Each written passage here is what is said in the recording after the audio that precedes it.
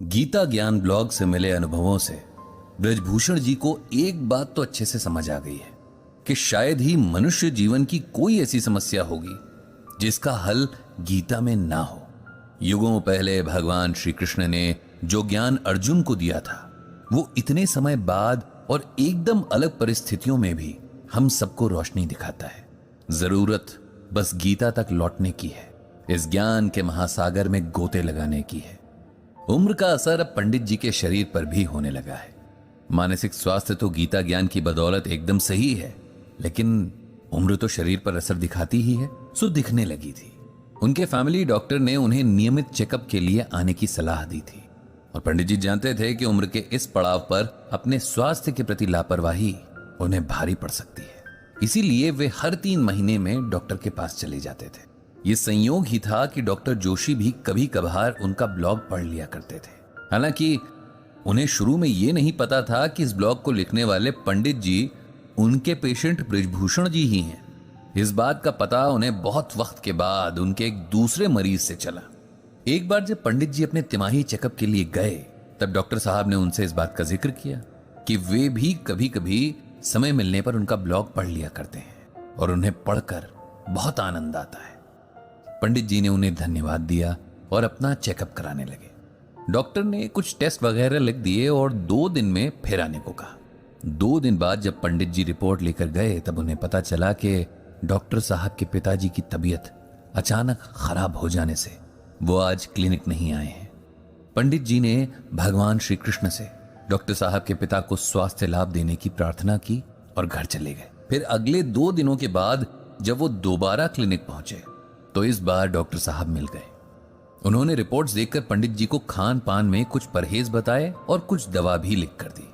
पंडित जी ने डॉक्टर साहब से उनके पिता की सेहत का हाल पूछा तो डॉक्टर साहब ने बताया कि उनके पिताजी का ब्लड प्रेशर अचानक से बढ़ गया था, जिसकी वजह से उन्हें चक्कर आया और वे गिर गए। उनकी कमर में काफी चोट आई है और अब वे कुछ समय तक बिस्तर पर ही रहेंगे। पंडित जी ने उनके बेहतर स्वास्थ्य की शुभकामनाएं दी और उठने लगे कि तभी डॉक्टर साहब ने उन्हें आवाज देकर रोक दिया। पंडित जी, क्या आप मेरी एक मदद कर सकते हैं? डॉक्टर साहब ने बड़े विनम्र स्वर में पूछा। बिल्कुल डॉक्टर साहब, अरे आप बताइए तो सही, मेरे लायक क्या सेवा है? कहकर पंडित जी फिर बैठ गए। जैसा कि आप जानते हैं कि मेरे पिताजी का स्वास्थ्य ठीक नहीं रहता है, लेकिन उसके पीछे का कारण आप नहीं जानते। कुछ साल पहले तक वे बिल्कुल स्वस्थ थे। रिटायरमेंट के बाद भी खुद को काफी व्यस्त रखते थे। अपने सभी काम, साथ ही घर के भी काफी काम खुद से कर लिया करते थे। सब ठीक ही चल रहा था, लेकिन एक हादसे ने उन्हें एकदम बदल कर रख दिया। एक बार मेरे माता पिता परिवार के किसी विवाह समारोह से लौट रहे थे कि उनकी कार का बहुत भयंकर एक्सीडेंट हो गया, जिसमें मेरी माता जी को बहुत ज्यादा चोट आई थी और कुछ वक्त बाद उनकी मृत्यु हो गई। पिताजी के शरीर की चोट तो ज्यादा नहीं थी, लेकिन इस हादसे ने उनके मन को बहुत कमजोर कर दिया। अब हर वक्त वे हमारी चिंता में डूबे रहते हैं। हम जरा सा घर पहुंचने में लेट हो जाएं या फोन का जवाब ना दें तो पिताजी बुरी तरह घबराने लगते हैं। उनका ब्लड प्रेशर बहुत ज्यादा बढ़ जाता है। इसमें मैं आपकी क्या सहायता कर सकता हूं डॉक्टर साहब? पंडित जी ने हैरानी से पूछा। पंडित जी, अपने पिताजी के शरीर के रोग तो मैं फिर भी संभाल सकता हूं, लेकिन उन रोगों की जड़ जो है, उनकी चिंता, उनका डर, उसे मैं नहीं संभाल सकता। मेरे पिता किसी मानसिक रोग विशेषज्ञ के पास जाने के लिए तैयार भी नहीं है। अब अगर आपके पास थोड़ा सा समय हो तो आप उन्हें मिल लें, उन्हें थोड़ा समझाएं, गीता का ज्ञान दें ताकि वे चिंता करना छोड़ ना सकें, तो कम से कम खुद पर इतना नियंत्रण तो कर पाएं कि इस वजह से उनकी तबीयत ना खराब हो। डॉक्टर साहब के अनुरोध में इतनी विनम्रता और अपने पिता के प्रति इतनी फिक्र थी कि पंडित जी उनका अनुरोध टाल नहीं सके और रविवार के दिन उनके घर आने का तय कर लिया। अगले रविवार को डॉक्टर साहब ने पंडित जी को लेने के लिए कार भेज दी। उनके पिता के कमरे में जब पंडित जी पहुंचे तो उनकी हालत देखकर उन्हें बहुत दुख हुआ। वे खुद से उठ भी नहीं पा रहे थे।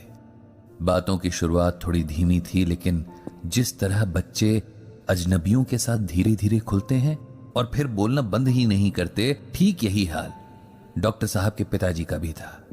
कुछ ही देर में दोनों में ऐसी बातें होने लगीं जैसे बरसों पुराने दोस्त हों। छोटे शहरों में वैसे भी कोई बातचीत शुरू करने के अगले 5 मिनट के अंदर अजनबी नहीं रह जाता, कोई ना कोई पहचान निकल ही आती है। डॉक्टर साहब के पिता ने इस बातचीत के दौरान जाने कितनी बार अपनी पत्नी को याद किया। उनके याद करने के अंदाज से ही लग रहा था कि उन्हें अपनी पत्नी बहुत प्रिय थी और उनके जाने का दुख अभी भी एकदम ताजा है। जिस तरह वो अचानक चली गईं, इस बात ने उन्हें इस हद तक विचलित कर दिया था कि अब हर वक्त अपनों को खोने का एक अजीब सा डर उनके दिलो दिमाग पर हावी हो गया था। उनकी समस्या समय के साथ और गंभीर होती जा रही थी। पंडित जी समझ चुके थे कि इस समय उन्हें किसी के साथ की जरूरत थी, कोई ऐसा जो उन्हें समझे, उनसे बात करे और फिर उन्हें समझाए। इसके लिए पहले उनके मन में विश्वास जगाना पड़ेगा, उनके मन की पीड़ा सुननी पड़ेगी, तब जाकर वे किसी की बात सुनेंगे, वरना उन्हें लगेगा कि उन्हें उपदेश दिया जा रहा है। एक उम्र के बाद हर व्यक्ति को लगता है कि उसे दूसरों से ज्यादा ज्ञान है, इसीलिए किसी की सलाह यदि उपदेश की तरह अचानक से मिले तो वे उस पर ध्यान नहीं देते हैं। चलते हुए पंडित जी ने डॉक्टर साहब को यही बात समझाई और कहा कि अगली 1-2 मुलाकातों के बाद ही वे उनके पिताजी को कुछ समझा पाएंगे। डॉक्टर साहब ने भी इस बात पर उनसे सहमति जाहिर की। अगली 2 मुलाकातों में पंडित जी और डॉक्टर साहब के पिताजी की आपसी समझ और मजबूत हुई। जब पंडित जी को लगा कि अब सही समय है, तब उन्होंने गीता का ये श्लोक डॉक्टर साहब के पिताजी को सुनाया। चिंतया जायते दुखम नान्यथे हेति निश्चयी तया हीनः सुखी शांतः सर्वत्र गलित स्पृह। भगवान श्री कृष्ण अर्जुन से कहते हैं कि हे अर्जुन, चिंता से ही दुख उत्पन्न होते हैं, किसी अन्य कारण से नहीं। ऐसा निश्चित रूप से जानने वाला चिंता से रहित होकर सुखी, शांत और सभी इच्छाओं से मुक्त हो जाता है। जोशी जी, आपकी पत्नी के साथ जो हुआ वो बेहद दुखद था, लेकिन यह होना नियति में उनके जन्म से ही जुड़ा हुआ था। न कोई इसे रोक सकता था, न बदल सकता था। इसी तरह हम सब के भाग्य में जो लिखा है उसे घटित होकर ही रहना है।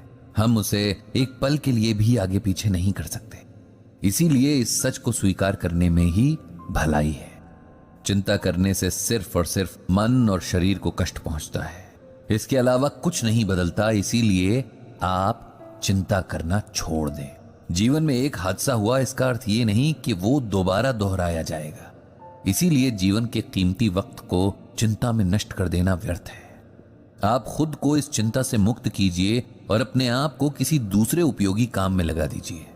इससे आपका मन भी लगा रहेगा और आपका समय भी आराम से कट जाएगा। जोशी जी को पंडित जी के समझाने से बड़ी राहत मिली। उन्हें समझ आया कि वे व्यर्थ की चिंता के मक्कड़ जाल में फंसे हैं। उन्होंने मन ही मन संकल्प लिया कि इससे बाहर आने की पूरी कोशिश करेंगे। इसके साथ ही पंडित जी ने दोबारा आने के वायदे के साथ जोशी जी से विदा ली।